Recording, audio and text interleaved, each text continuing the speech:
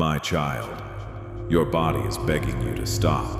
Not asking, not suggesting, begging, and I need you to hear that word. Begging, because your body has moved past the gentle hints, past the small signs, past the subtle warnings that you could still dismiss or ignore or push through. Your body has reached the point of desperation. It is using every signal it has to get your attention. And today, I am adding my voice to its stop.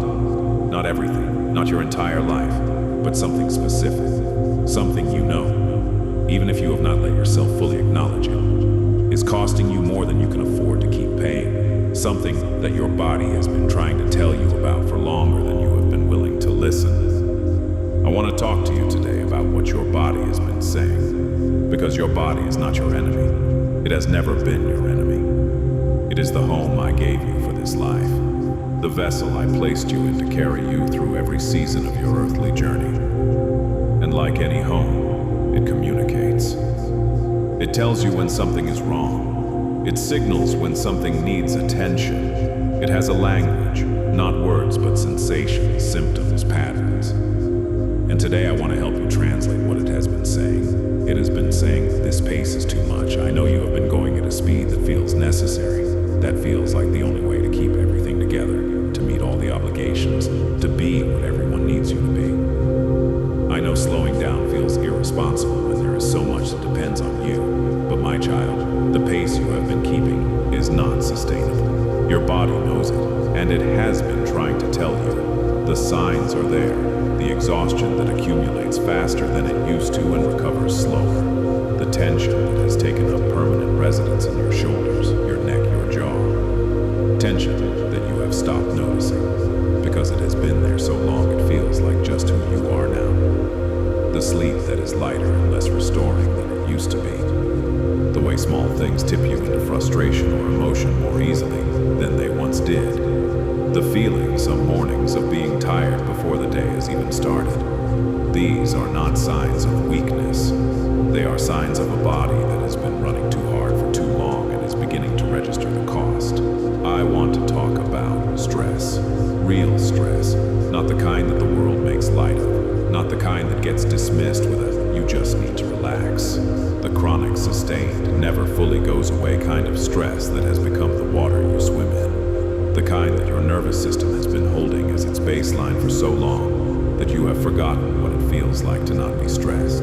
My child, chronic stress does things to the body that time and rest alone cannot undo. It lives in the muscles as tension. It lives in the digestive system as discomfort. It lives in the immune system as vulnerability. It lives in the heart as pressure. It was not designed to sustain indefinitely. The body carries stress not just in the moment but over time, accumulating what it cannot process fast enough, storing what cannot be released. Your body has been storing a great deal for a long time, and it is asking you today, begging you to help it release some of what it has been holding. I want to speak to the thing you know you need to stop, because I think you know what it is.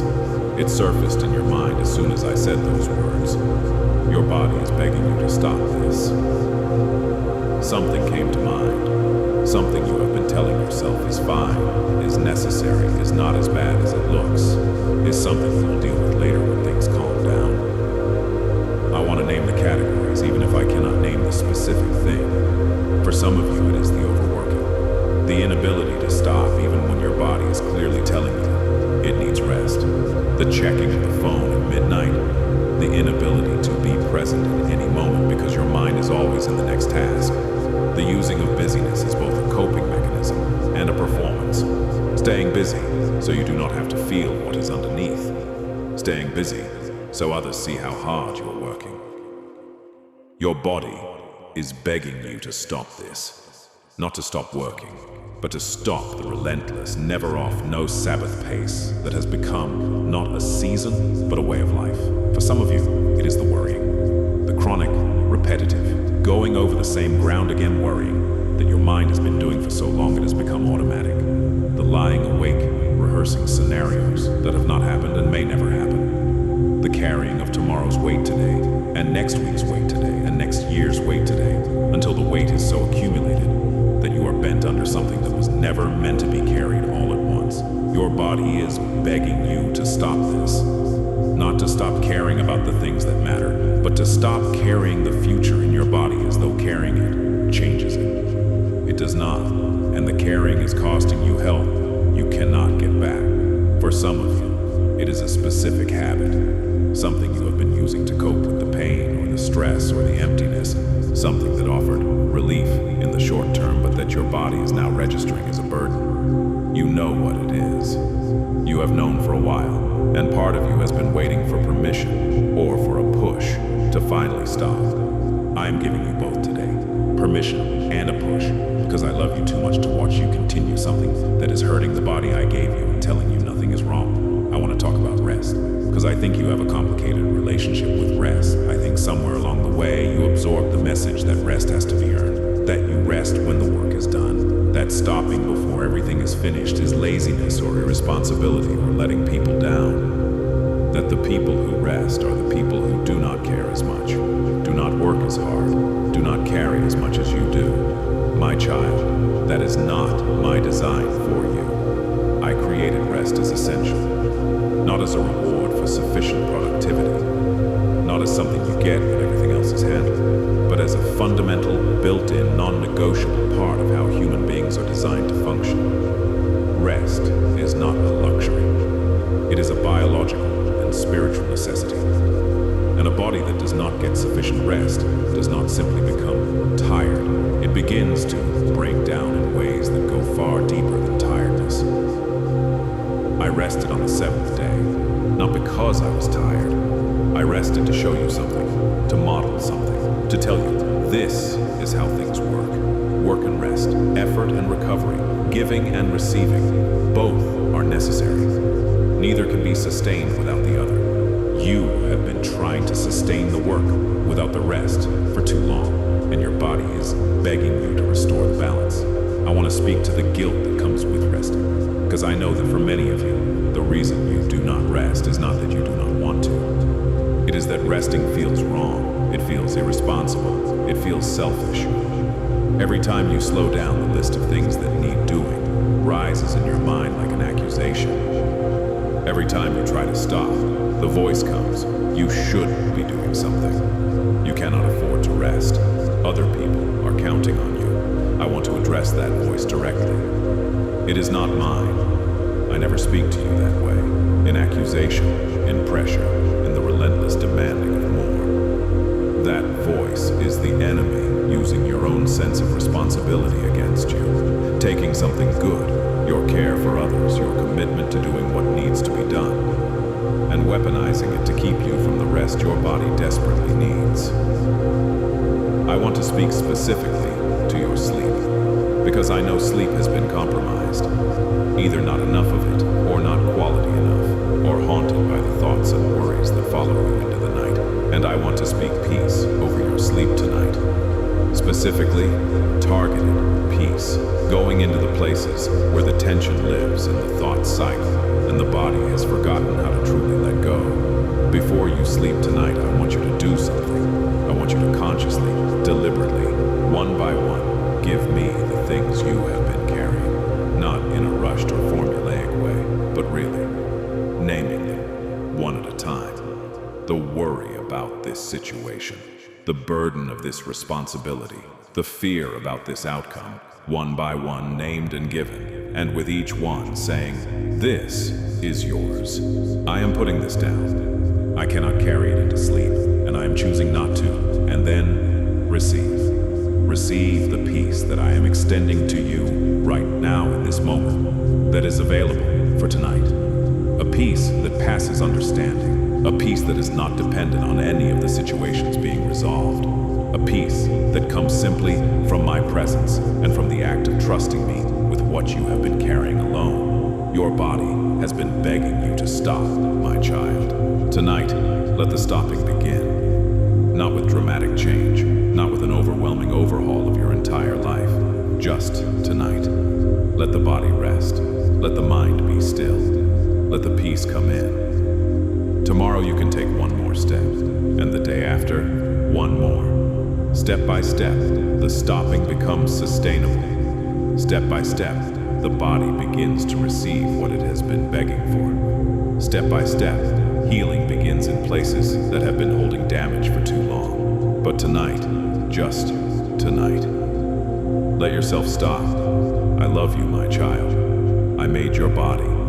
I know what it needs, and I am asking you to trust me with the stopping the way you have been trusting yourself with the pushing through. Your body has been begging. I have heard it. Now I need you to hear it too. Stop, my child. Rest. Receive. I love you, always, without end. My child, I am still here. I told you your body is begging you to stop, and I want to go deeper now, because stopping is only the beginning. What comes after the stopping is what actually changes things. And I do not want you to stop without knowing what to move toward. Because stopping without direction is just emptiness. And emptiness is not what I am calling you into. I am calling you into something specific, something real, something that fills the space that the relentless pace has been occupying. Fills it with things that actually nourish you instead of things that only deplete you. I want to talk about what you have been missing, not in a guilt-producing way, not to make you feel bad about what the busyness has crowded out, but because I want you to feel the pull toward it. I want the awareness of what has been missing to become the motivation for the stopping, not just the awareness of damage. Here is what has been missing: presence, real, full, undistracted presence in your own life. The ability to be actually here, in this moment, in this conversation, in this meal, in this time with this person, without part of you being somewhere else, without the mental tab that is always open in the background, running the list, planning the next thing, managing what needs to be managed, the experience of being fully inhabiting your own life rather than rushing through it toward the next thing. That presence, the ability to actually be where you are, is one of the greatest gifts available to a human being, and the pace you have been keeping has made it almost inaccessible. When everything is urgent, nothing can be savored. When the mind is always ahead, the present is always being missed.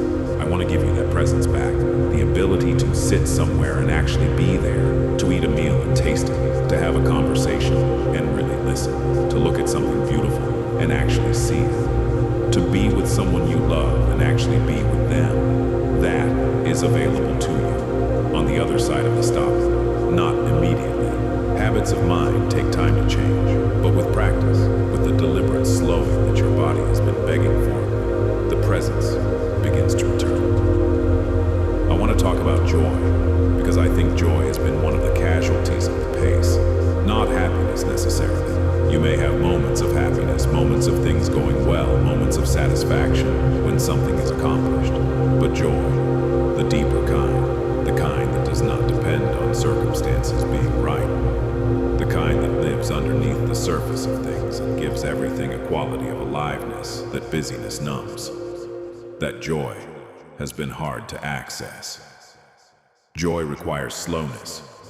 It requires the spaciousness to notice things, to receive things, to be genuinely moved by things rather than just registering them and moving on. The sunset that you glanced at from the car window while thinking about something else, that could have been joy if you had actually stopped to see it. The conversation with someone you love that was conducted while also half doing something else. That could have been connection if you had actually been fully there. Joy is available, my child. It is present in your ordinary days, in the ordinary moments, in the things that are already in your life. But accessing it requires the kind of attention that the pace has been stealing. The stopping is the beginning of getting it back. I want to speak to the body again now, specifically to what becomes possible in the body when the pace changes. Because I want you to understand that the stopping is not just a mental or spiritual shift. It is a physical intervention. When you slow down, when you begin to rest adequately, when the chronic stress begins to lift, your body begins to do things it could not do while under pressure. The immune system, suppressed by chronic stress, begins to recover. The inflammatory processes that stress keeps elevated begin to reduce. The digestive system, disrupted by a nervous system that has been running in overdrive, begins to function more normally. The sleep that has been light and unrestorative begins to deepen. The tension in the muscles, held there by a body that has been braced for so long, begins to release. These are not small things, my child. These are the body healing itself, doing what it was designed to do when the conditions that have been preventing it begin to change. Your body wants to heal. It has been trying to heal. It just has not been given the conditions it needs to do so effectively. You can give it those conditions. Starting with what I have been asking you to do, stopping what needs to stop, resting what needs to rest, releasing what needs to be released. I want to address something that I suspect is sitting underneath all of this, something that the busyness and the pace may have been serving a purpose for, beyond just keeping up with obligations. Sometimes the busyness is also a way of not feeling. When you stay busy enough, there is not much space for the feelings that are waiting underneath the activity. The grief you have not fully processed, the fear you have not sat with, the loneliness that surfaces in the quiet moments and that the busyness helps you avoid. The questions about your life, whether it is going the direction you hoped, whether you are becoming who you wanted to become. That silence makes unavoidable. If that is part of what is happening, if the busyness has been serving as avoidance as well as obligation, I want to name it gently and without judgment, because it makes complete sense. Feeling hard things is hard, avoiding them is human, and staying busy is one of the most socially acceptable forms of avoidance available. But, my child, the things you have been avoiding by staying busy are not going away. They are waiting. They have been waiting. And the longer the avoidance continues, the more accumulated the waiting becomes. The stopping I am asking for will create space, and in that space, some of the things that have been waiting may surface. That is okay. That is actually part of the healing. Let them surface. Bring them to me when they do. Sit with them in my presence, where they can actually begin to move, rather than just waiting indefinitely for the busyness to slow down enough to let them be felt.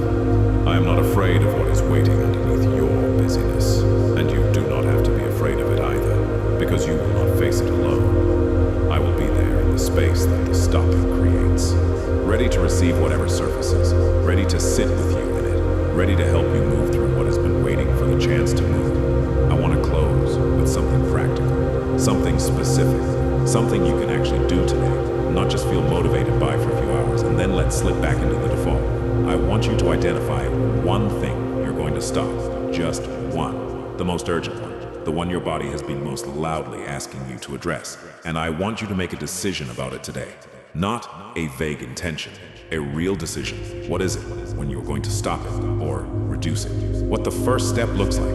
Write it down if you need to. Say it out loud if that makes it more real. Tell someone if that creates accountability, but make it specific. Because vague intentions to slow down get absorbed back into the pace without changing anything. Specific decisions about specific things create actual change. One thing, my child, the most urgent one, decide today, and then bring it to me. Tell me what you decided, not because I need to know, I already know, but because the act of telling me makes it a commitment between us. And commitments made in my presence have a weight and a staying power that commitments made only to yourself sometimes lack. Your body has been begging you to stop. I have heard it. You have heard it, maybe more clearly today than you have in a while.